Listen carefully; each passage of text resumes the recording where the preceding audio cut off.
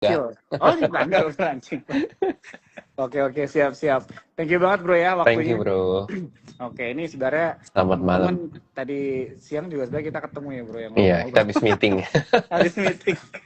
Jadi malam hari ini as usual mungkin mewakili teman-teman yang nonton malam hari ini, thank you banget buat waktunya Bro Handi ya, di tengah kesibukan masih meluangkan waktu nih ya, kurang lebih sejam lah untuk ngobrol-ngobrol sama Aman. kita semua nih malam hari ini.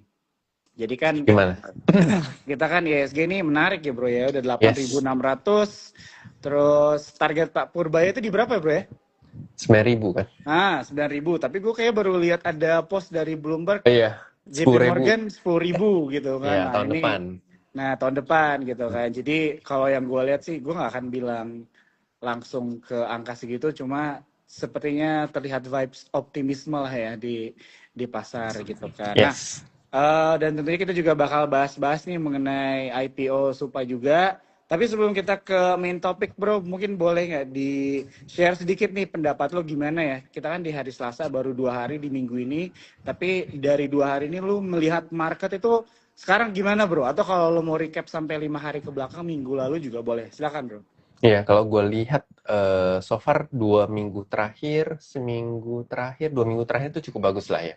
Mungkin Hmm, kita agak kesulitan di pertengahan Oktober, ya. ya awal Oktober, pertengahan Oktober Hmm, itu mungkin agak susah marketnya. Tapi kalau hmm, so far sih sebenarnya kalau kita lihat ISG, gue melihatnya ISG itu cukup cukup bagus, hmm, eh cukup bagus karena gue lihat selagi dia bertahan di atas 84 atau 85 ya, hmm. 8.500 itu dia sangat punya potensi untuk naik ke 86 8657 sampai 87. Jadi masih Oke. ada chance banget ke 8.700. Hmm, Nah, eh gue nggak tahu apa ya. Mungkin nanti didorong juga sama Big Banks atau gimana, atau hmm. mungkin pakai sistem seperti kemarin Agustus pakai DCI untuk menuju Oh. 8.000 ya kita nggak pernah tahu kan. Tapi gue lihatnya sangat ada potensi dia ke level 8.700 Mhm. dengan syarat dia itu nggak boleh apa ya, nggak boleh turun di bawah 8, kalau mungkin sekarang turun di bawah 8.500 lah gitu. Jadi Hmm. gue lihatnya kemungkinan besar pun akan didorong dari sektor konglo lagi sih gue lihat Ya, ya. ketimbang misalkan dari banking gitu. Hmm. Jadi gue lihatnya sih seperti itu sih bro. Jadi masih ada chance banget. Iya sih harusnya, biasanya kan Desember itu efektifnya cuma 2 mingguan ya. Ya. Ya pokoknya kalau udah di Dua atas minggu tanggal terakhir 20 tuh, tuh iya udah mulai. udah nggak terlalu efektif kan karena udah Hmm. pada libur juga cuy. Jadi Hmm. ya kita setidaknya masih punya 18 hari untuk bisa melihat ISG itu bergerak naik lah. Jadi karena gue lihat Oktober terakhir kita rally itu September. Hmm. Kemudian Oktober mulai Koreksi ringan. koreksi ya. Iya. Kemudian Novembernya mungkin mulai rebound ya. Habis itu mulai Desember 2 hari terakhir ini naiknya cukup tinggi lah gitu ya. Jadi Hmm. mudah-mudahan masih ada kelanjutan karena gue liatnya so far cukup bagus, Hmm. baik itu dari konglonya Hmm. maupun dari bankingnya juga lumayan lah. Maksudnya dia Hmm. nggak naik yang signifikan tapi setidaknya dia sehari apa ya, sehari itu 2-3% tuh udah lumayan untuk banking gitu. Hmm. Nah ditambah juga brandnya gue rasa eh, brandnya tuh dijaga, terus juga ada inflow. Jadi gue rasa mungkin ya one of the mungkin brand atau siapa mungkin bisa bisa mendongkrak ISG sih. Hmm. Hmm. Gitu Hmm. sih bro. Oke, siap. Jadi kalau Desember ini ditutup akhir tahun menurut lo by technical analysis lo atau mungkin dari view perspektif lain kira-kira ISG bisa 9.000 nggak? Atau mungkin 8.900? 8.700-an, 8.800 Hmm, harusnya nyampe sih. Kalau lebih lebih 9.000 realistis ya. mungkin ada yang sesuatu lah. Oke oke oke Ya, oke. ya. Untuk 9.000 jadi menurut lo itu lebih butuh sektor banking sama Konglo ya. Jadi nggak bisa Ya, ya. one of each ya, Iya, butuh betul, betul, dua-duanya gitu betul. ya. Iya, iya. Hmm, hmm, Harus hmm. butuh itu sih. Tapi Oke oke. kalau 8.700-an harusnya masih bisa dicapai sih gitu. Hmm, Karena gue liatnya juga dari IPO Superbank itu ternyata tidak terlalu menyerap market ya. Hmm. Ya, ya. Dibanding misalkan contoh terakhir kita IPO CDIA, IPO mungkin yang sebelum-sebelumnya kayak ADI, Ratu, segala macam ini kan cukup menyeret market ya. Ya. Tapi ini kelihatannya nggak terlalu, jadi harusnya marketnya masih cukup kuat. Oke. Gitu bro. Sip. Oke, thank you banget bro ya Thank untuk you bro. penjelasannya. Jadi nih teman-teman ada sedikit insight ya atau overview dari Bro Handi ya bagaimana menyikapi atau melihat market sekarang gitu ya. Karena gak kerasa ya waktu itu berlalu begitu cepat, tiba-tiba kita udah di bulan Desember aja. Kayak kita kemarin masih ngomongin trade war gitu ya. Tiba-tiba Udah tiba-tiba berubah. kita sudah ke ISG menuju 9.000 10.000 gitu ya Dan teman-teman ya. gak ada yang nyangka kita tahun ini tuh kena halt trading juga kan ya. Betul.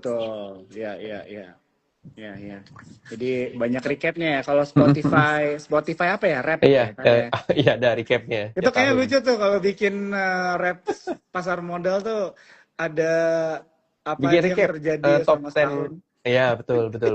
Bener, menarik tuh. Ya. Sama ini sih paling bro, mungkin kita Ya. lagi live di sini ya. Maksudnya Mm-mm. kita juga jangan lupa berdoa, berbelasungkawa juga Oh terhadap betul. saudara-saudara kita yang Ya. terkena bencana di Sumatera.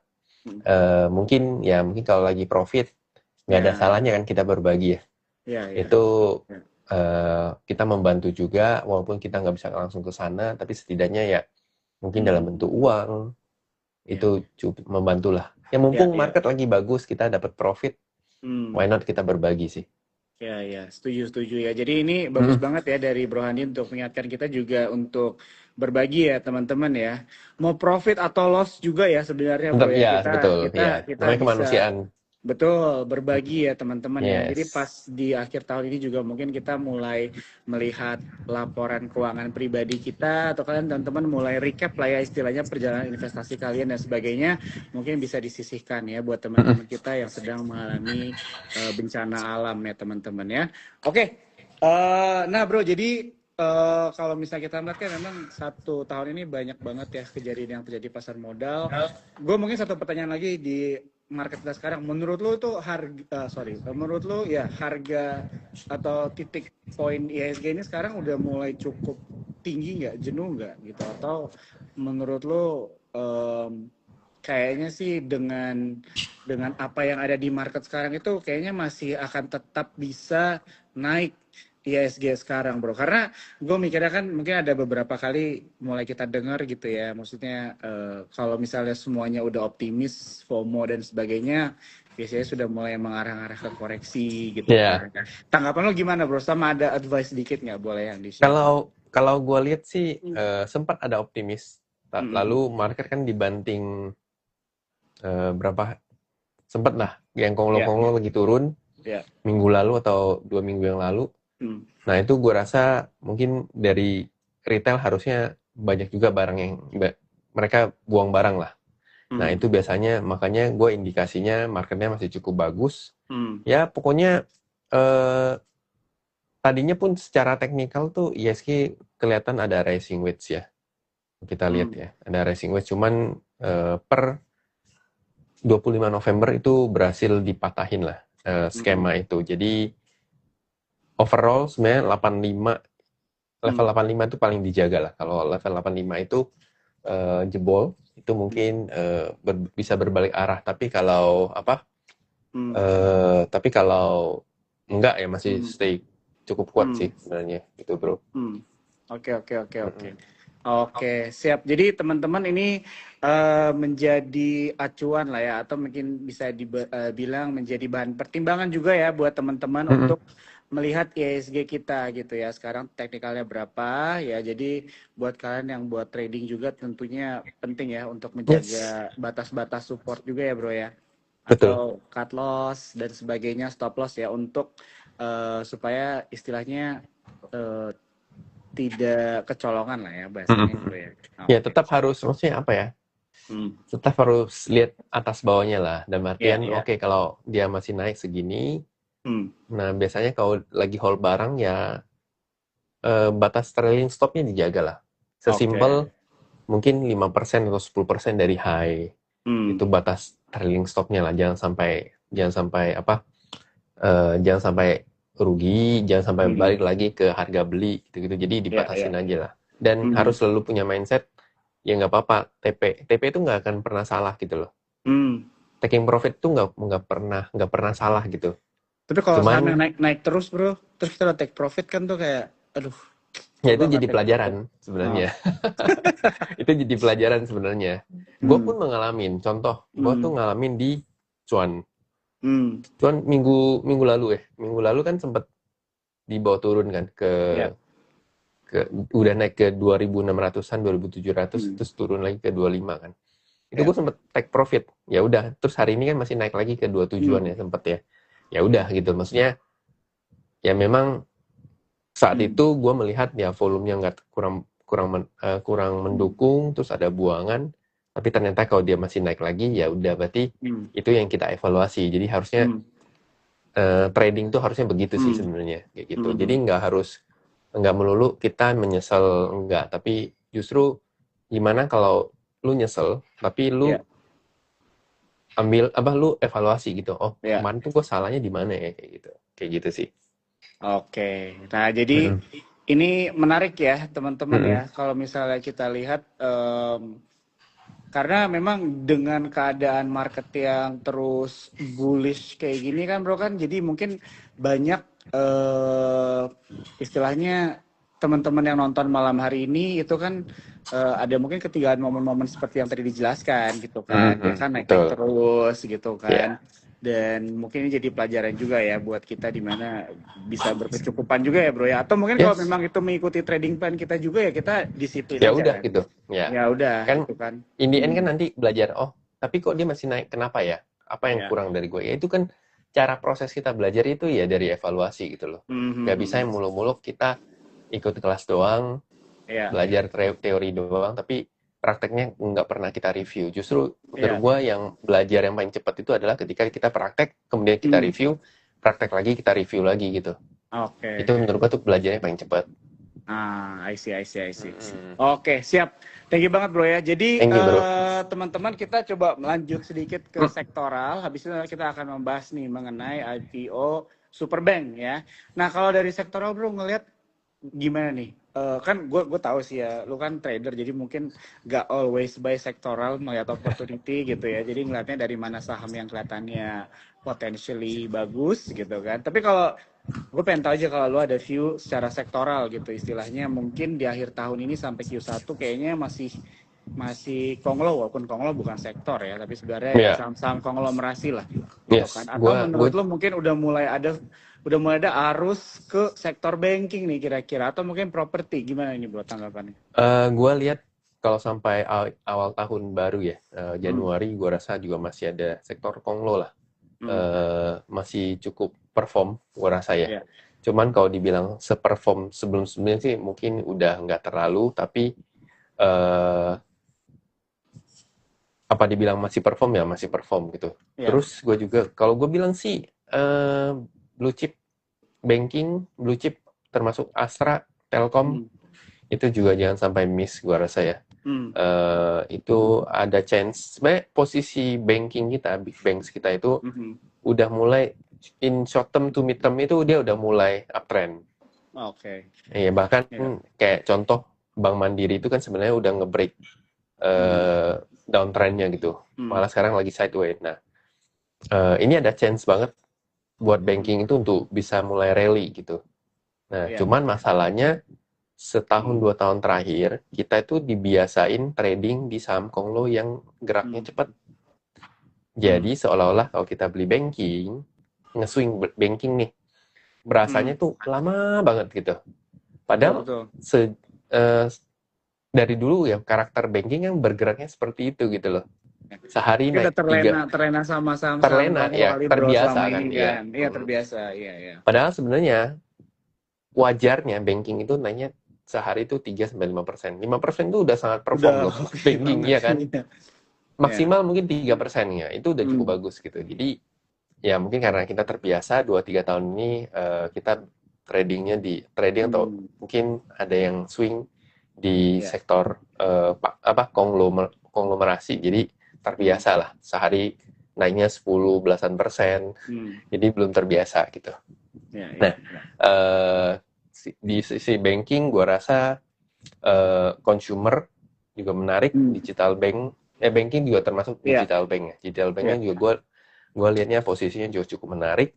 Hmm. Terus properti gua rasa mungkin pilihannya beberapa doang ya. Mungkin Hmm. terutama yang isu seperti PANI, CBDK Hmm. itu cukup menarik ya. Ya. Sebenarnya lebih menarik CBDK-nya, tapi udah rally lah.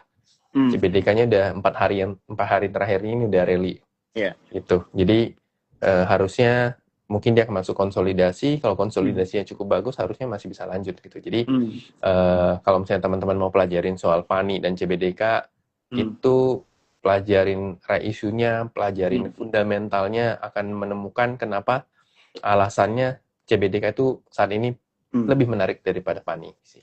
Gitu. Oke. Jadi mungkin kalau properti agak milih-milih kali bro. Ya, ya.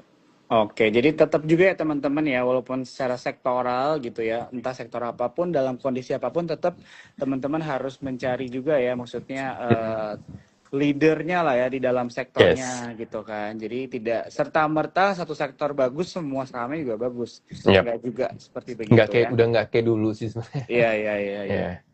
Benar, udah banyak perubahan lah ya, maksudnya dari Yes. style trading di Style pasar trading. modal ini kayaknya memang ada sedikit perubahan lah ya, mungkin Yap, yang kita betul. rasakan bersama, mungkin teman-teman juga merasakan hal yang sama ya. Mhm. Oke, sip. Oke, mungkin sebelum kita lanjut membahas tentang IPO Superbank ini, buat teman-teman yang baru join IG Live kita malam hari ini, selamat datang ya. Jadi Mhm. tadi Bro Arvin lagi gue bilang. Bro Handi, Bro Handi itu tadi banyak memberikan insight ya mengenai market ya teman-teman ya. Tentunya bisa membantu kalian juga lah melihat keadaan market kita sekarang, dan juga tadi membahas sedikit mengenai sektoral juga Mhm. ya, dan tadi ada juga membahas sedikit mengenai take profit ya. Jangan lupa buat teman-teman mengikuti trading plan begitu. Dan buat yang ketinggalan jangan khawatir, ini IG Live-nya seperti biasa direkam. Ya, jadi nanti Yes. akan diupload di Instagram Sukor, jadi kan nanti bisa nonton lagi dari awal ya. Dan kalau misalkan ada pertanyaan mengenai saham-saham yang ingin ditanyakan, boleh langsung di comment section aja, nanti kita pilih di sesi Q&A ya. Ini ada yang nanya nih, Airin kan Bumi dan Masko, boleh ya. Oke. Oke. Nah, jadi gimana nih bro, mengenai Superbank nih? Lo, Super. gue mau mulainya dari mana nih ya pertanyaannya ya. Ya, langsung aja lah. What do you think bro about IPO Superbank nih bro? eh IPO Superbank kalau buat gue pribadi itu menarik, tapi bukan yang sangat-sangat menarik. Gue Oke. harus ngomong jujur karena Ya. gua lihat dari prospektusnya, lihat Hmm. dari beberapa apa ya, eh lika-likunya lah gitu. Ya, ya, ya. Gue lihat juga dibandingin sama sektor bankingnya, digital banknya Hmm. juga, gue rasa ini IPO yang menarik tapi bukan yang sangat-sangat menarik gitu. Hmm. Hmm. Mungkin kalau kita sandingkan sama grup APP ya pasti gue rasa nggak Beda. se-hype itu ya, jauh Ya, beda ya, ya. ya, ya. Karena itu udah top tier-nya lah gitu. Ya, Nah, ya. cuman mungkin gue rasa Superbank ini di bawah itulah gitu. Jadi Hmm. Hmm. oke, tapi yang nggak oke banget gitu. Jadi buat Hmm. teman-teman misalkan menurut gue boleh ikut, Hmm. tapi bukan berarti yang menurut gue chance untuk dia hari Hmm. pertama turun itu agak kecil Hmm. Hmm. gitu Ya, ya. ya. Nah, tapi ada chance mungkin menurut gue ya, kalau Hmm. prediksi gue tuh mungkin hari pertama bisa arah sih Hmm. gitu. Hari Hari pertama, kedua. hari kedua harusnya nggak bisa arah. Oke, oke, oke, oke, oke. Ya, ya. Nah, jadi kalau misalnya kita lihat kan Superbank ini kan sebenarnya masuk ke digital banking ya, bro ya, Iya gitu betul. kan. Dan kalau misalnya dari yang sempat gue baca juga, kalau nggak salah dana himpunan yang diambil dari IPO ini juga 70% itu dialokasikan untuk modal kerja Ya. penyaluran kredit, begitu Mm-mm. kan. Mm-mm. Menurut lo dengan Pak Purbaya nih contohnya juga yang dia mengucurkan 200 triliun begitu kan untuk bank-bank untuk penyaluran kredit juga kan ya sebenarnya bisa Yes, yes, diartikan gitu ya. Nah, yes. ini maksudnya momentum Superbank ini untuk IPO apakah di waktu yang tepat, Bro? Gitu. Dengan Gua rasa, suntikan dana dan sebagainya. Gimana gua gimana? rasa juga di waktu yang tepat ya, Iya, karena iya. di sisi lain bro, selain Hmm. dari Pak Purbaya juga kan ada kebijakan OJK untuk Hmm. eh, bukan OJK sih, OJK sama BI lah, mungkin untuk Iya, menaikkan modal intinya iya. bank buku satu kan gitu. Hmm. Nah, Hmm. tapi seingat gue kayaknya Superbank itu udah Hmm. nggak buku satu sih sebenarnya. Cuman itu bisa Hmm. jadi sentimen lah kayak gitu. Jadi Gue sentimen. bilang, gue bilang Superbank secara bisnis bank digital yang Iya. kita lihat ya, ini cukup menarik karena kebetulan gue sama istri gue tuh pakai Superbank Oh, itu oke. untuk deposito jangka ini lah, Hmm. Hmm. deposito digital bank lah gitu. Iya. Karena secara yield-nya juga menarik. Mhm. Dan gue lihat dibanding bank digital lainnya saat ini tuh udah mulai Mhm. nggak terlalu banyak yang ngasih yield depositonya yang menarik. Hmm. Mungkin Hmm. sekarang lawannya Superbank itu mungkin Krombank, Hmm. eh, Superbank.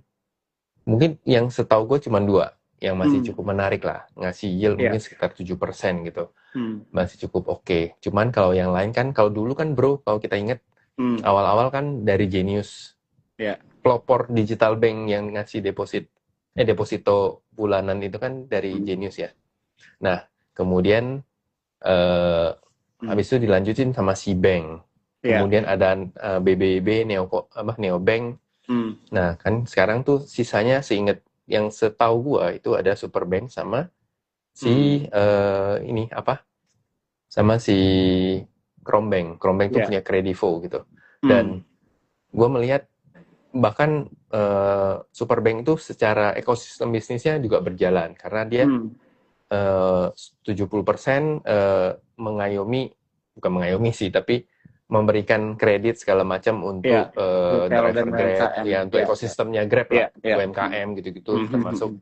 merchantnya gitu. Iya. Nah itu menurut gua bagus karena Hmm. secara bisnis masih jalan Hmm. dibanding misalkan ada Hmm. digital bank tapi nggak ada ekosistemnya. Itu kita bingung kan Oh, mau jual iya, kemana iya, bro iya, gitu. iya, iya, iya. Dan Betul, gue betul. lihat ada dua tipe bisnis secara garis Hmm. besar dari si Superbank, Hmm. si digital bank lah. Iya, Yang iya. pertama, lu ngandelin deposito bulanan Mhm. atau lu banyakan Hmm. lu apa promo gitu gitulah. Hmm. Ya. Nah, eh, menurut gua tuh Superbank tuh dua-duanya ada gitu. Hmm. Hmm. Dua-duanya ada gitu. Nah, eh, Hmm. jadi secara bisnis tuh sangat cukup bagus gitu loh menurut Iya, gua iya. untuk si Superbank dan dia bisa bersaing secara bisnis sih. Ini Oke. kita nggak ngomongin valuasi ya, PBV Iya. segala macam. Walaupun dia Hmm. eh, disandingin mungkin PBV-nya kan kalau dihitung dari yang kita cek itu kan Mhm. dia hampir imbang eh, sama BBHI yang kalau nggak salah ya, Hmm. BBHI dan juga si Arto gitu. Dan Iya. eh, ya kalau gue lihat dari sisi bisnisnya cukup bagus dan itu Hmm. masih berjalan ya Iya. dibanding ternyata misalkan bisnisnya nggak jalan gitu. Nah Hmm. itu dua hal yang teman-teman harus bedain. Iya. Gue ngomong bisnis sama gue ngomong strategi IPO itu berbeda. Hmm.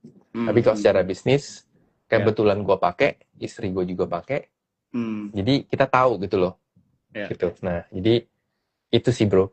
Oke. Oke, jadi ini ada dua sisi ya. Kita lihat ya Mm-mm. tadi Bro Handi mention dari sisi bisnisnya, strategi bisnisnya Superbank dan juga pastinya strategi IPO-nya ini beda gitu ya. Apalagi Yes, yes. buat retail ya, buat Mm-mm. teman-teman tentunya ada caranya nih gitu kan. Bagaimana istilahnya kita bisa profit gitu ya Yes, betul. dari IPO ini begitu. Mm-mm. Karena mungkin bisa di-share dikit nggak nih Bro? Kita ngobrol aja ya. Maksudnya kan buat teman-teman juga mungkin ada beberapa yang mungkin baru mulai gitu ya. Maksudnya tahu mengenai Superbank ini juga baru pertama kali gitu buat mereka untuk penawaran gitu kan Yep. umum Mm-mm. mengenai Superbank. Lo ada nggak tips istilahnya untuk mendapatkan cuan di saham yang IPO, bro? Gimana tuh? Kalau gue tuh biasanya kalau cuan di IPO tuh gue akan nyari kira-kira angka efektif untuk kita ikut IPO itu berapa. Angka efektif Eh, maksudnya gimana tuh? Angka yang misalkan gini, Hmm. kalau misalkan contoh ya, kita ambil contoh. Ya, Misalkan, jadi gue bagi range ya. 1 juta sampai 100 juta, Hmm. 100 juta sampai 110 juta itu sampai sekitar 300 juta, dan 300 juta ke atas. Nah, Ya. menurut gue, so far yang gue lihat range yang paling efektif untuk lu worth it lah. Misalkan gue keluarin 100 juta, tapi gue cuma dapat 1-2 lot, atau mungkin dapat, katakan cuma dapat 1% gitu, 1 Ya. juta. Itu menurut gue kurang worth it dibanding misalkan gimana kalau gue ikut IPO itu masuknya di 120 juta, 150 juta. Nah, dapatnya tuh mungkin lebih banyak persennya, lebih tinggi dibanding di bawah 100 juta atau 100 juta gitu. Atau mungkin di atas 150 juta gitu. Jadi itu biasanya yang gue pakai strateginya. Nah, strategi yang umumnya sering tiap kali gue pakai itu adalah gue selalu ngambil range di sekitar 120 juta sampai 150 juta untuk ikut IPO-nya gitu. Gitu. Kalau misalkan kita nggak bermain, misalnya kita order nggak sampai yang 1 miliaran, menurut gua range itu kalau dibanding sama persentasenya menarik gitu. Lebih worth it lah, lebih istilahnya kalau mungkin kalau bahasa Cinanya lebih cengli lah gitu. Kayak gitu. Iya, jadi tapi kalau gue sebutannya lebih efektif lah gitu. Nah, itu yang gue lihat. Yang selanjutnya yang gue lihat ya seperti biasa ya, dari underwriter-nya, kemudian dari market share-nya. Kalau oversubscribe sama subscribe itu menurut lo masuk nggak ke dalam kriteria Bro Randi? Oversubscribe tuh masuk lah. Tapi kalau soalnya kalau nggak oversubscribe kan berarti tandanya barangnya nggak laku gitu. Tapi kalau oversubscribe kan minimal tahap pertama, kalau di oversubscribe ya aman gitu. Ya kan. Tapi kalau dia sampai nggak oversubscribe ya itu ya mungkin yang lebih bahaya lah gitu. Tapi setidaknya dia oversubscribe. Kan sebenarnya kita ikut IPO itu mau dibilang, ibaratkan kalau gue pribadi ya, itu kayak ya hadiah-hadiah bonus, hadiah iseng-iseng berhadiah lah gitu. Ya karena kita cuman ngandelin modal, ya hoki-hoki kita dapat arahnya berkali-kali ya wes. Tapi kalau enggak cuman dapat 2-3 kali ya udah gitu. Ya kan? Kita nggak istilahnya nggak butuh effort yang sangat besar gitu. Ya itu bedanya. Menurut gue sih begitu. Nah, ada juga yang berpikir ngapain ikut cuma dapat 2-3 lot. Ya, itu pilihan mereka lah, Bro, gitu ya. Tapi kalau yang mau ikut ya udah gitu. Jadi semua balik ke kita gitu loh, pilihan. Iya, setuju ya. Kayak Jadi gitu emang sih. benar ya teman-teman ya. Jadi ini kan semuanya balik lagi ya ke keputusan kita masing-masing juga ya. Kalau misalnya teman-teman memang ada analisa di tempat saham lain atau sektor lain yang lebih menarik, ya bagus Ya go di ahead. sana Iya. gitu kan. Tapi kalau misalnya memang ada yang merasa mungkin dari Supa IPO ini kalian bisa mendapatkan profit juga, mungkin mengandalkan momentum atau mungkin percaya dengan bisnisnya dan sebagainya, ingin mungkin lebih stylenya investing begitu ya, itu balik lagi ya ke teman-teman semua. Oke, ini gak kerasa, gue sumpah kalau ngobrol sama lo ini rasanya cepet banget ya. Mungkin satu lagi pertanyaan dari gue Bro ya, habis itu kita ambil pertanyaan dari teman-teman. Nah, kalau nggak salah gue baca Superbank itu kan berencana melepas itu sekitar 13% kalau nggak salah ya, dari modalnya gitu kan. Nah, menurut lo untuk IPO berapa persen yang dilepas ke publik itu matters nggak begitu? Dan Menurut mungkin gua ada angkanya nggak kira-kira kalau udah di atas gini buat lo kayaknya ini too risky, too volatile, tapi kalau mungkin di bawah segini lo masih oke gitu. Gimana tuh? Maksimal menurut gua 25% sih. Oke. Jadi kalau di atas 25% itu kayaknya agak berat. Tapi kalau di bawah 25% masih cukup oke lah. Contoh kayak Superbank kan 13% ya. Gitu. Jadi masih cukup oke lah gitu. Biasanya karena indikasinya adalah kita sama-sama tahu ngurusin IPO itu sangat-sangat repot. Ya. Ngurusin satu perusahaan nih mau IPO itu ngurusinnya perjalanannya itu panjang lah gitu. Ngapain kalau misalkan gua cuman IPO share-nya dikit, terus gua repot-repot, terus pas ketika listing dia cuman mentok 1 kali atau 2 kali arah. Buat apa gitu? Iya. Ya kan? Logikanya begitulah. Nah, makanya hal-hal kayak gitu yang kita mesti dapat gitu. Jadi semakin dia kecil share-nya mungkin 13%, mungkin kan bentar lagi kalau nggak salah digodok ya. Aturan minimal tuh 30% ya, Bro. Kayaknya ya, gue sempet lihat Ya. juga sih, tapi belum gue baca detail ya. Yes. Gue dengar isunya kan seperti itu kan 30%. Nah, sebenarnya apakah, kan banyak yang bilang tuh kayaknya udah nggak akan menarik nih gitu. Tapi menurut gue tuh gitulah. Menurut gue tuh tetap akan menarik kayak Ya, gitu. ya. Jadi tidak menarik. Jadi peraturan itu kayaknya nggak usah pusing lah gitu. Masih tetap akan menarik kok. Kalau emang barangnya bagus juga, mau dia share berapapun juga bisa aja gitu. Nah, terus itu sih yang gue lihat sih. Jadi Oke. itu penting juga, Bro. Ya, ya.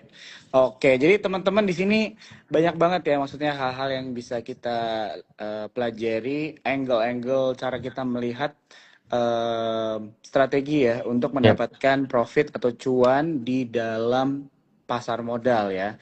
Jadi jangan lupa ya, mungkin kita juga kadang cuma mencarinya itu dari capital gain, tapi juga ada dividen gitu ya teman-teman ya, dan strateginya juga banyak begitu. Nah, ini udah mau 200 yang nonton, jadi teman-teman aku mau ingetin sekali lagi, ini seperti biasa Instagram Live ini direkam, jadi kalian bisa nonton nanti dari awal ya. Tadi banyak diskusi menarik ya yang dapat dari Bro Handi. Nah, Bro, gue Yes. dengar-dengar gitu ya, gue dengar-dengar kan lo lagi ada buka kelas juga gitu ya mengenai psikologi. Yes. Psikologi of trading atau tentang psikologi lah ya. Mungkin lo kan Psychology trading. Psychology of trading gitu kan, dan ini tadi di awal sebenarnya kan kita sempat membahas mengenai take profit gitu kan, dan kalau udah habis take profit tuh biasanya sahamnya masih naik lagi, itu kadang suka bikin gemes gitu ya bro ya, ya Iya. kan, maksudnya kayak gue juga sempat bikin di story kan saham call tuh bro dari 59, oke udah take profit di 80, sekarang harganya udah 130-an berapa gitu kan, Iya. udah beggar tuh, tapi kan ya begitulah ya kan, jadi ya Iya. Itu ya juga gua juga alamin itu di FUTR. ah Gua beli di 71, gua jual di oke. 180-an, sekarang 400. Oke, jadi ada teman lah ya gitu Iya, iya. kan. Nah, jadi inilah maksudnya hal-hal yang mungkin perlu kita pahami bersama ya, teman-teman semua Betul. di sini ya. Naik lagi, tinggal beli lagi. Nah, itu juga bisa. Nanti, oke, jadi gimana nih bro, kelas lo? Boleh diceritain sedikit nggak? Siapa tuh ada Oke, teman-teman nih yang tertarik thank you nih. bro sebenarnya. Thank you. Jadi memang gua tuh menjelang tutup tahun itu gua bukan iseng sih, tapi gua men-share apa yang gue dapat ya, itu soal psikologi trading, itu yang advance class gitu. Jadi di sana gue akan share soal gimana sih kita membangun mental trading, harusnya secara psikologi, kalau kalian mau survive di market, kalian mau jadi trader, mau jadi investor, itu secara mind, secara mental, itu kalian mesti gimana gitu. Jadi gue akan ajarin misalkan gimana cara membangun habit, gimana cara otak itu bekerja. Tapi yang poin gue adalah gimana cara membangun habit. Itu yang akan gue tekanin, termasuk nanti ada tugas soal jurnal trading, terus juga nanti gue ada kalkulator ngitung. Misalnya kita contoh ya, ilustrasinya adalah katakan gue mau dapat nih seminggu portfolio gue growth 2% gitu. Seminggu 2%. Nah, gimana caranya gue hitung sampai detail, oh satu saham ini gue bakal beli berapa duit dibanding sama modal gue gitu. Dan gue butuh trading berapa kali dalam seminggu ini untuk mencapai 2% porto gitu. Kayak gitu. Jadi semuanya dihitung, karena menurut gue psikologi itu nggak akan lepas dari money management.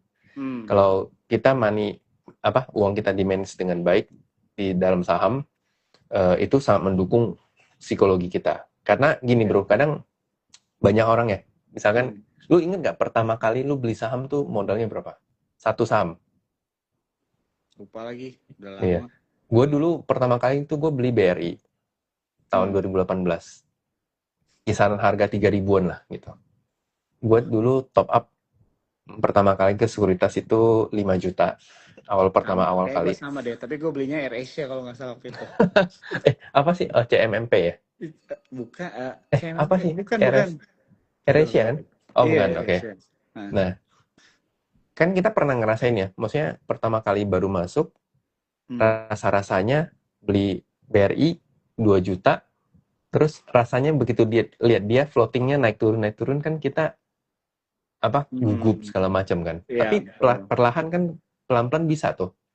Perlahan kan pelan-pelan kita rasanya udah mulai terbiasa. Nah, gua akan ajarin tahap-tahap seperti itu gitu untuk membiasakan diri kita untuk bisa mengontrol. Jadi contohnya mungkin contoh lain adalah kita naik motor. Tadinya mungkin kita bawa 20 km per jam kita masih aman.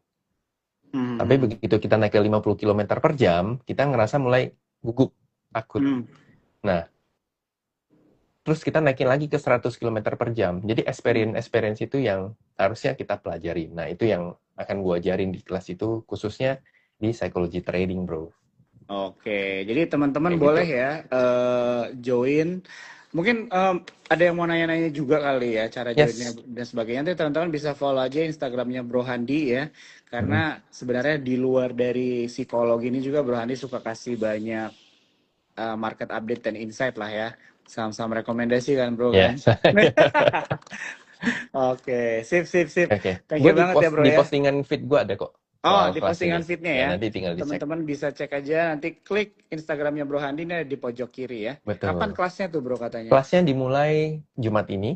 Jadi ada kita akan ada 4 pertemuan, tanggal 5, tanggal 9, tanggal 12, dan tanggal 19. Oh bagus nih, Jadi sebelum ada 4 20-an. kelas, ada 4. Sebelum 20-an lu udah selesai ya berarti ya. Ya. Itu biasanya udah orang-orang Itu udah pada hilang tuh. ya itu target gue. Ya. Oke.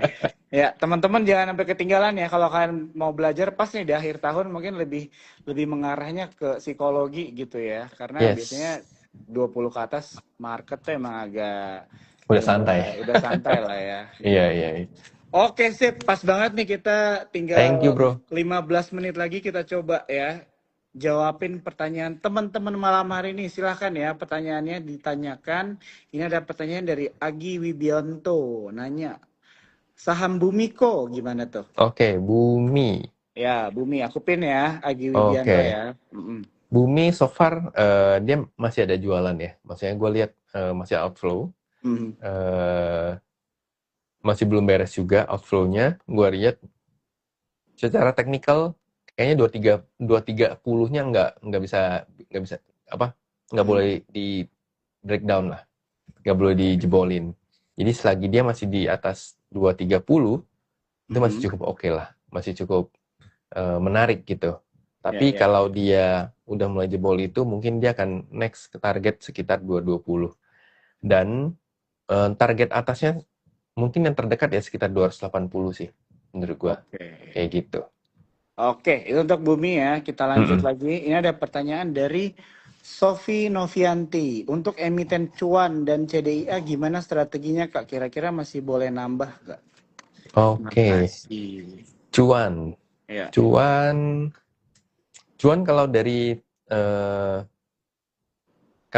jadi cuan itu punya dalam time frame besar, itu dia punya yang namanya cup and handle, dan itu udah dikonfirmasi sejak tanggal 24 November. Kemudian dia rally, itu target dari cup and handle-nya itu ada sekitar 2.800. Which mean hari ini udah kena. Jadi targetnya mungkin udah kena. Dia mungkin akan konsolidasi, dan menurut gua dia konsolidasinya selagi di atas sekitar 2.600-an itu masih cukup oke lah gitu. Nanti kita akan lihat arahnya akan kemana. Tapi kalau secara jangka menengah sih ya cup and handle-nya sih targetnya udah kena ya gitu. Dan kalau kita perhatiin flow-nya juga mostly masih cukup oke. Ada sedikit buangan tapi bukan yang besar, distribusi besar. Ya mungkin akan konsolidasi lah kayak gitu. Menurut gue masih cukup menarik sih. Ya kalau dia lagi koreksi sekitar ke 2.600-an, menurut gue tuh boleh banget diperhatiin atau mungkin boleh dicicil gitu. Kalau CDIA CDIA juga punya pattern yang sama. Eh, Dia kemarin dia juga ada pattern seperti cup and handle, walaupun hari Kamis lalu dia jebol ke bawah, tapi hari ini berhasil break naik lagi dan bertahan di atas 2000. Jadi kuncinya adalah dia bertahan di atas 2000, mungkin plus minus ya minusnya mungkin sekitar 1990. Jadi Oke. selagi dia tutup di atas 2000 masih cukup oke, Bro. Dengan target gua rasa paling deket itu ada di 2140, 2150. Kalau yang jauhnya itu ada sekitar 2300-an. Itu Ah, untuk oke. CDIA gitu. Jadi so far dibanding gue melihatnya CDIA secara posisi masih lebih menarik ketimbang Mhm. cuan. Oke, siap. Gitu.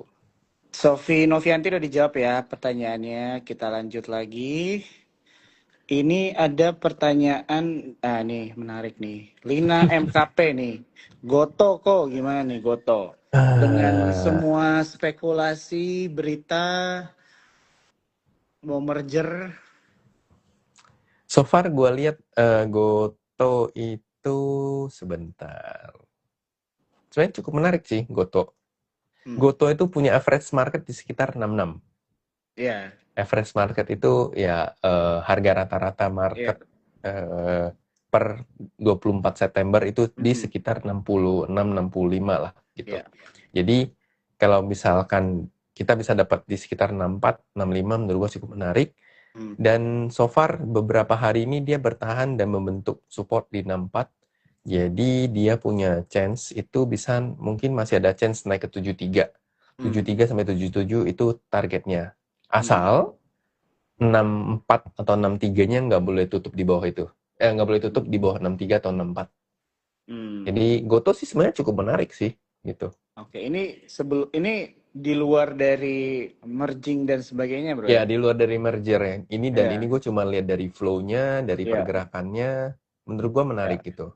Gitu. Oke, Karena oke. somehow kita lihat rumorsnya gitu-gitu bro. Tapi kalau kita nggak imbangin sama flow, sama Hmm. technical, sama pergerakan harganya, kayaknya itu kurang apa ya? Kurang tervalidasi lah kayak gitu. Oke, Iya siap. kan? Oke, ini Goto udah dijawab. Thank you ya, Bro Handi. Thank Kita you. lanjut lagi. Pertanyaan berikutnya nih ya. Kita coba pilih. Tadi ada yang nanya nih ya. Dia sopan nih nanya nih. Kak, bagaimana emiten P1? Boleh Pewon. dibahas nggak gimana nih, Bro? P1. Malam bagaimana TP akan ke utara ya, Bro? Oke, oke. Ya, itu nanti, Bro. Kita ke Daniel dulu. P1. Pewon gue lihat 2 hari terakhir itu ada buangan. Hmm. Eh, Contoh buangannya gimana?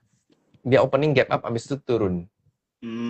Jadi Hmm. itu contohnya dari apa ya buangan dari si satu saham lah gitu. Jadi kalau opening dia gap up, habis itu dia turun lagi, itu kurang menarik. Mungkin P1 akan koreksi sampai sekitar 36, 364 ya. Gua rasa mungkin ke situ Harga sekarang berapa, Bu, P1? 372, 372 ya, oke. 372. Jadi mungkin dia koreksi sekitar ya 366, 364 itu Hmm. mungkin mungkin mencoba untuk bertahan di situ lah. Ya, Kayak gitu. oke. Oke, sama Cleo, Bro, nih. Ada yang Cleo. mention Cleo. Cleo. Waduh, Cleo itu outflow ya. Eh Hmm. Kayaknya masih belum sebentar. Kalau dia nggak bertahan di atas 500 menurut gua agak susah. Apalagi hari ini jualannya cukup ya, cukup Hmm. gede walaupun yang beli juga bukan retail. Ya. Gua nggak tahu itu crossing atau apa, tapi secara flow masih belum begitu menarik sih. Hmm. Oke, oke, oke. Cleo. Siap. Oke, kita lanjut lagi ya Mm-mm. pertanyaannya. Ini ada yang nanya apa nih ya? Coba. Oke. Ada yang nanya Telkom. Telkom. Oke, ini ada yang bilang apa sih? Live ini bahas angka kok komen. Bahas komen yang mana ya? Coba ini banyak yang nanya nih teman-teman ya. Boleh diketik lagi aja kalau mau di ini. Oke, Telkom, Bro. Telkom gua lihat Telkom lagi konsolidasi. Mm-mm. Menurut gua kuncinya adalah dia nggak boleh tutup di bawah 3.500. Mm-mm. Selagi kalau dia masih bertahan di situ, targetnya masih bisa sampai 4.000. Hmm. 4.000 ya. Sebentar. Agak nge-lag. Ya, targetnya sekitar 4.000 lah. Bisa nyampe sih untuk si Telkom. Oke. Target Masih empat ada ribu. chance gitu. Ya, Oh, asal oke. jangan nge-break 3.500-nya. Oke, oke, oke. Mm-mm. Siap, siap, siap. Oke, kita lanjut lagi ya. Thank you banget Bro Handi dan yang udah bertanya Sunshine Florist ya, bertanya ya. Oke, Sunshine Flores. kita lanjut lagi. Ini ada pertanyaan ini dari Angjuni ya. INTP Bro, sepertinya ada akumulasi. Apakah benar? INTP ya? Mm-mm. INTP. Sorry, bentar. INTP iya, ada akumulasi cukup gede, cukup konsisten. Dia punya support di level 5750, 5775. Harusnya dia punya chance, oh sorry, bentar. Dia punya chance untuk bisa ke 8.000 minimal. Mm-mm, Tapi mm-mm. mungkin ya butuh waktu ya, karena ini kan emiten yang cukup besar. Ya, ya. Dan dia walaupun akumulasinya lumayan, tapi memang secara volume belum kelihatan lah. Justru menurut gue yang lebih volatil, lebih lebih mulai ada volume itu adalah si SMGR gitu. Oke, siap. Cuman gue nggak tahu sih SMGR sama INTP-nya agak berat Oke. kayak gitu Oke, sih. INTP udah dijawab ya. Kita lanjut Mm-mm. lagi. Ini ada pertanyaan bagus nih ya. Tunggu, komen tentang prioritas pakai. Oke, yang ada ini ya bro ya, yang mention 0,81 dapat supa. Teman-teman kalau misalnya itu bisa hubungi brokernya masing-masing ya, atau hubungi Sukor CS juga ya untuk Oke. cari tahu By the way, mungkin tentang itu. Sukor ada ini kan bro, promo dapat reksadana kan? Iya, ada promo dapat reksadana juga 250.000 Mm. kalau kalian baru buka akun ya, tapi Oh, oke. baru buka Baru akun buka akun. dan melakukan penawaran di saham Supa ya teman-teman ya. Itu buat 500 orang pertama. Itu teman-teman bisa cek ya di Instagramnya Sukor ada detailnya ya.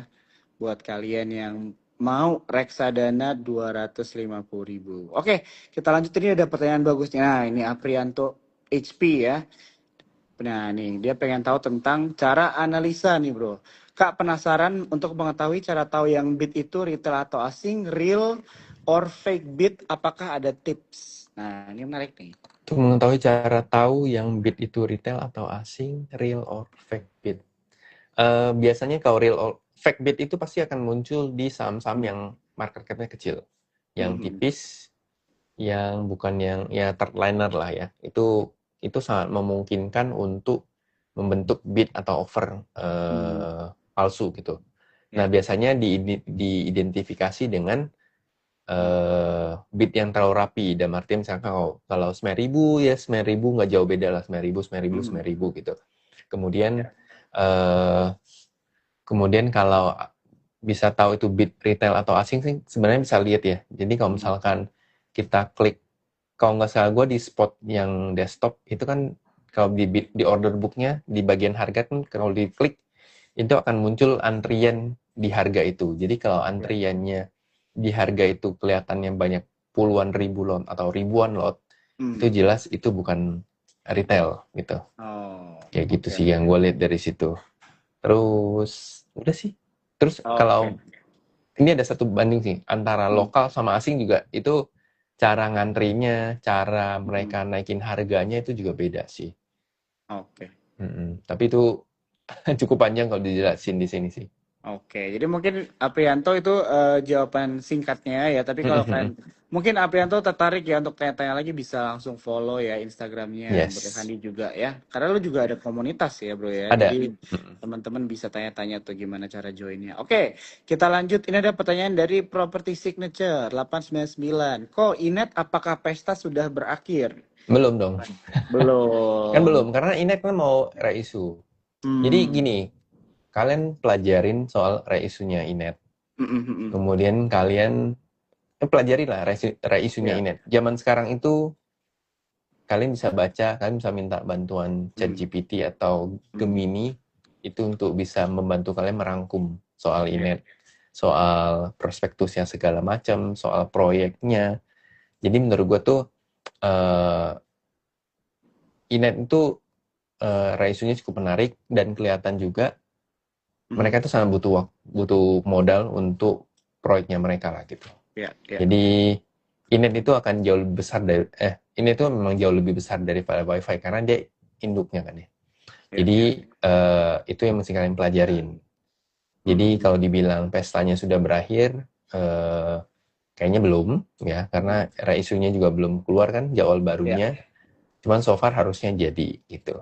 Dan by the way bro, ini kan ada OJK terbitin aturan baru IPO ya, yang pesanan retail itu cuma maksimal 10%. Kayak gitu. Nah, kalau misalkan teman-teman ada yang nanya, itu menarik apa enggak? Menurut gue ya sama aja lah dengan aturan OJK, DPR minta free float-nya 30% gitu. Ya sama aja lah. Oke. Sip, itu untuk INET ya. Jadi masih ada keberlanjutan ya. Yes. Jadi teman-teman juga bisa tetap di research juga, baca-baca ya teman-teman ya. Untuk INET supaya kalian ada conviction juga nih pegang sahamnya saat dia naik turun ya. Oke, kita lanjut. Ini ada pertanyaan dari Felix Auto ID. Ini gue inget nih namanya nih. Udah beberapa kali nonton TikTok dengan setia, jadi gue pilih juga nih. Felix Auto ID ini di Semarang bukan sih? Gue gak tahu bro, gue selalu bercandain bilangnya ini IG dealer bro, mobil gitu kan. Oke, ini Pani ada beberapa teman-teman juga yang nanya ya. Pani, jadi mungkin sekalian juga nih bro. Kita mau dari Pani aja dulu nggak apa-apa. Gimana nih, menurut lo menarik? Oke, jadi kalau kita bicara CBDK, sebenarnya kalau dibilang apakah menarik harga saat ini, menurut gue secara risiko terlalu tinggi ya. Gue nggak menyarankan kalian masuk di harga sekarang gitu. Justru harusnya kemarin sebelum dia naik kenceng, itu mungkin boleh. Mungkin bukan rasa-rasanya, tapi kalau menurut analisa gue, CBDK itu mungkin kena di 94 ya, 9.400 ini mungkin akan jadi high saat ini, kemudian mungkin dia akan konsolidasi dulu lah. Jadi kalaupun dia turun ke sekitar level 8.000, itu menurut gua cukup menarik. Dan dia 3 hari ini muncul volumenya cukup besar dan cukup berbobot, which mean artinya adalah yang jelas ini bukan yang narik tuh bukan yang kecil-kecil lah, istilahnya kayak gitu. Cukup menarik. Dan dibandingkan Pani kan sebenarnya kalau kita berbicara soal teknikal ya. Kalau teknikal kan sebenarnya Pani itu kan lagi ada triangle, symmetrical triangle. Dan sekarang tuh lagi di level 1340. Kemarin dia sempat nyentuh 13.3, kemudian dia mantul lagi ke hari ini tutup di 13.657 ya. 675. Nah, kemarin Pani itu keluar soal isunya yang baru ya. Itu kalau nggak salah harga pelaksananya itu di 12.975. Jadi nggak terlalu berbeda jauh.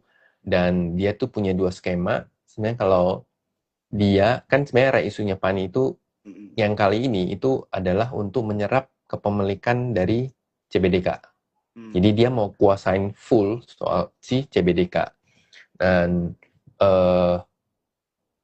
kalau dibilang RI-nya menarik apa enggak, dan RI-nya kalau nggak salah 8 Desember itu kumdetnya. Nah, kalau dia dalam menjelang ke 8 Desember dan dia tidak naik cukup signifikan, menurut gua RI-nya mending kalau ditanya tebus apa enggak, mending nggak usah. Kalau menurut gua ya, mending belinya setelah RI.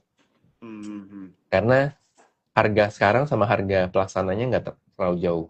Tapi kalau mau kita nilai apakah RI-nya akan menarik atau enggak, kalau menjelang ke tanggal 8 dia naiknya cukup bagus dan cukup tinggi, menurut gua RI-nya menarik.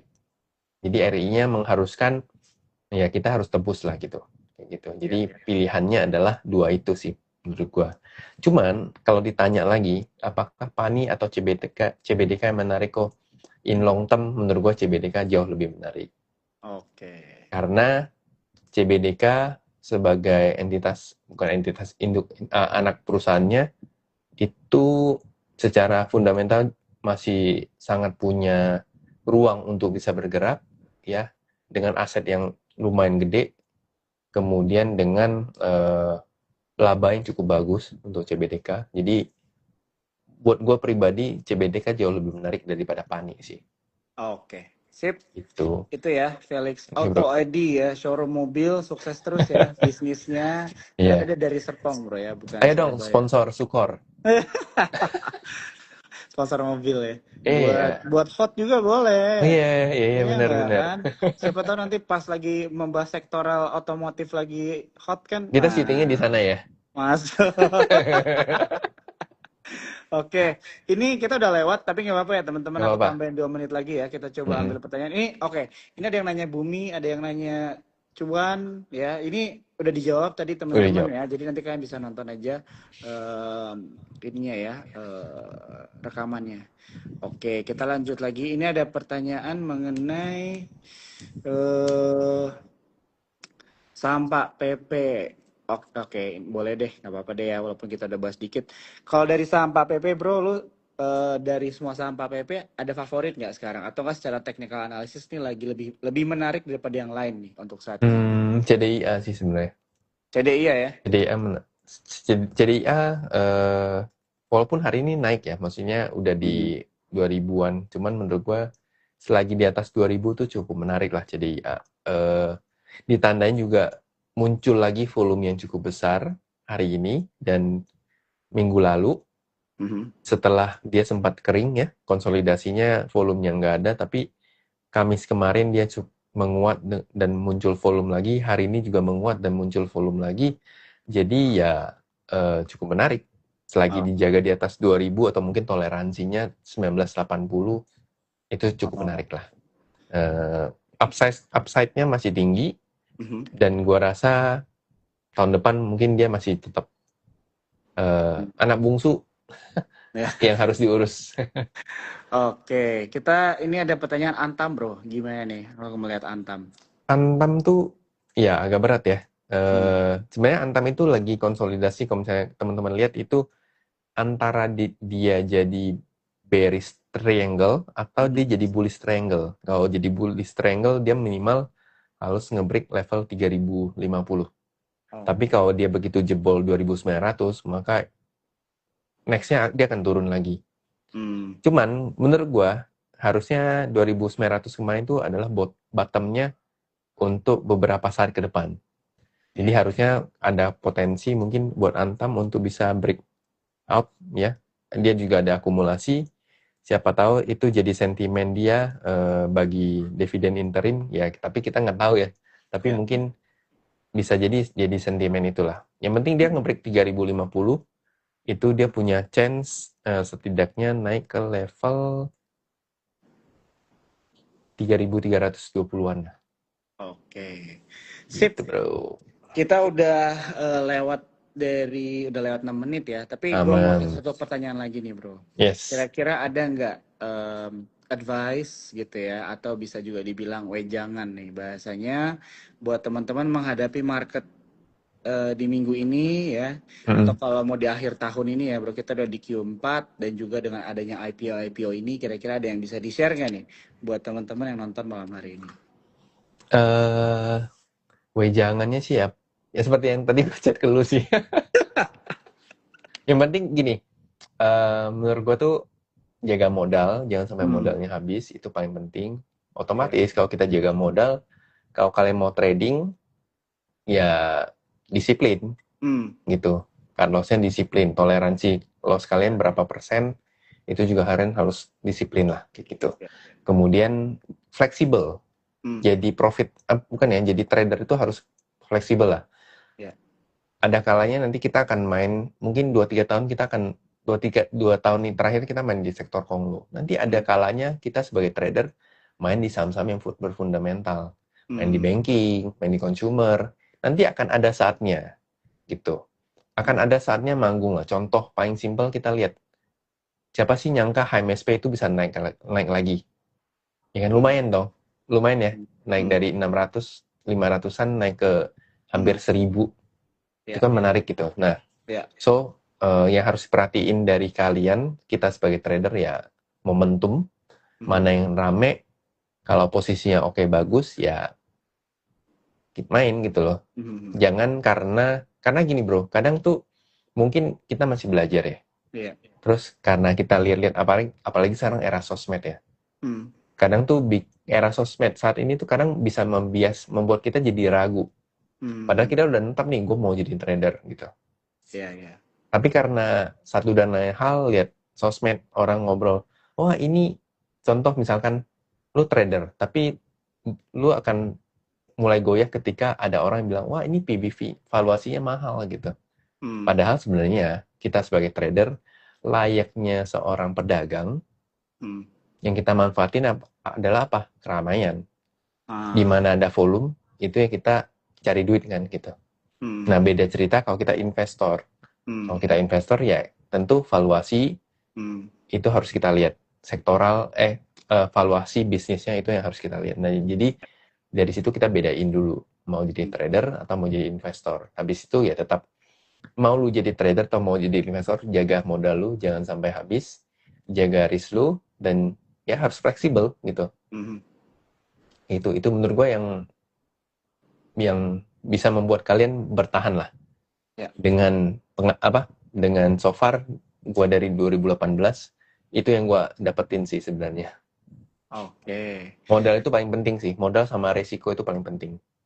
Oke, sip. Ini menarik ya, karena teman-teman mungkin kita kadang-kadang kalau masuk dunia investasi tuh kepikirannya yang pertama adalah profit gitu kan, cuan. Ya, tapi ya ini menjadi reminder aja buat teman-teman untuk memikirkan kapital kita ya, modal kita, dan tentunya juga tadi risk yang ada ya, karena kita mau long term dalam artian bertahan lama ya, survive di market ya teman-teman ya, sambil kita tentunya menampung cuan-cuan yang ada. Dan nikmatin prosesnya bro. Iya, nikmatin prosesnya ya teman-teman ya. Yes. Jadi ya itulah ya, buat malam hari ini, harapannya diskusi kita malam hari ini bisa memberikan sedikit aja gitu ya insight, dan tentunya juga menjawab pertanyaan kalian. Ini banyak banget ya, sorry banget kalau misalnya ada yang nggak kejawab pertanyaannya, tapi jangan khawatir, kita T-Talks itu ada 2 kali dalam seminggu, dan gue yakin kedepannya kita akan ketemu lagi sama Bro Handi lagi ya untuk ngobrol-ngobrol lagi mengenai topik-topik yang ada di dunia market ini ya, pasar modal. Oke bro, mungkin itu aja kalau dari gue. Thank you banget ya bro ya. Thank you bro. Waktunya.